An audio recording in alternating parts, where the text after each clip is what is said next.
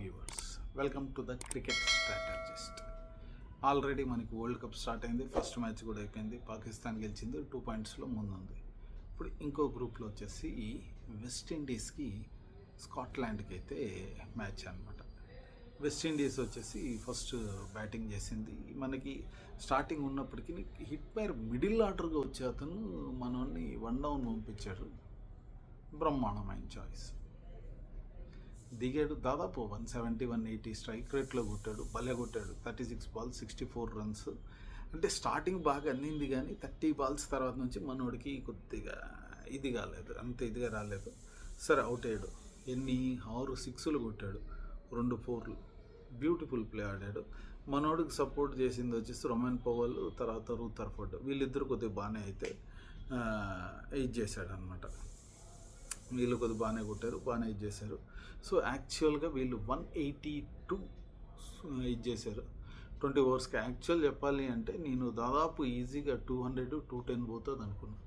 Last 4 overs అనుకున్న score అయితే వీళ్ళు రాయలేదు, అనుకున్న దీంట్లో వీళ్ళు ఎలివేట్ అయితే కాలేదు. వీళ్ళు స్టార్టింగ్ ఎంత బాగా స్టార్ట్ పెట్టారు. వీళ్ళు 210 ఈజీగా కొట్టాల్సింది 182కి వచ్చారు. ఓకే, 182 మంచి ఇదే స్కాట్లాండ్ పైన అసలు అనుకుంటే సరే అని స్కాట్లాండ్ వచ్చారు. స్కాట్లాండ్ కూడా మంచి స్టార్ట్ ఇచ్చారు.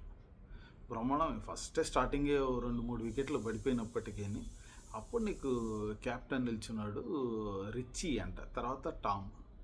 వీళ్ళిద్దరు ఉండి ఇన్నింగ్స్ని భలే తీసుకొచ్చారు. దాదాపు మనకి 14th ఓవర్ 15th ఓవర్ దాకా బ్రహ్మాండంగా పట్టుకొచ్చారు. బ్యూటిఫుల్. అక్కడి నుంచి మన వాళ్ళకి గెలిచేస్తారా అన్న ఛాన్స్ దగ్గర నుంచి పడాయి.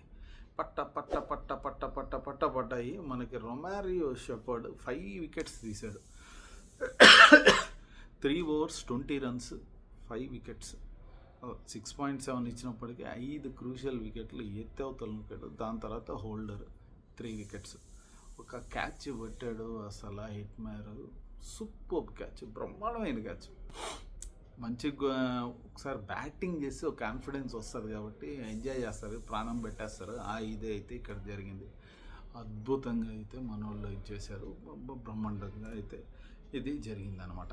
సో వీళ్ళు పెద్ద ఇది చేయలేకపోయారు. మంచి స్టార్ట్ వచ్చి లాస్ట్ 5 ఓవర్స్లో వీళ్ళు పెద్ద ఇది చేయలేక ఏమైందిరా అంటే మన వాళ్ళు ఓడిపోవాల్సి వచ్చింది. దాదాపు 38 రన్స్, 35 రన్స్తో మన వాళ్ళు అయితే ఓడిపోయారు. వీళ్ళు స్కాట్లాండ్ వాళ్ళు 147 కొట్టారు. ఇది మనకు ఫస్ట్ ఇన్నింగ్స్ 147 అంటే ఫస్ట్ మ్యాచ్ పాకిస్తాన్ నెదర్లాండ్స్ది. వీళ్ళు 147 కొట్టారు. అసలు ఇది చేయలేకపోయారు. వెస్టిండీస్ కూడా కొద్దిగా మంచి కాన్ఫిడెన్స్ అయితే వచ్చింది హ్యాపీగా. ఎందుకంటే వాళ్ళు 50 ఓవర్స్ వరల్డ్ కప్ అయితే మనకి 83లో మనం ఎప్పుడు జలక్కిచ్చాము. అప్పటి నుంచి వీళ్ళు పాపం ఇది కాలేదు.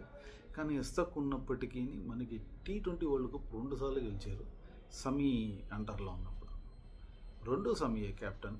అద్భుతమైన దరిద్రమైన సిచ్యువేషన్ వాళ్ళకి. వెస్టిండీస్ క్రికెట్ బోర్డు హెల్ప్ చేయనప్పుడు కూడా వచ్చాడు. ఎందుకంటే సెకండ్ టైం 2016 అనుకుంటా. సమీ అసలు గెలిచిన తర్వాత వాళ్ళ బోర్డుని తిట్టేశాడు, చెప్పాడు నన్ను వీకేస్తారబ్బా, పెద్ద ఇష్యూ కాదు అనేసి. ఇది 100% జరిగింది. ఆ తర్వాత సమయం ఆడలే. కాకపోతే దీంట్లో సపోర్ట్ స్టాఫ్లో అయితే సమయం ఉన్నాడు.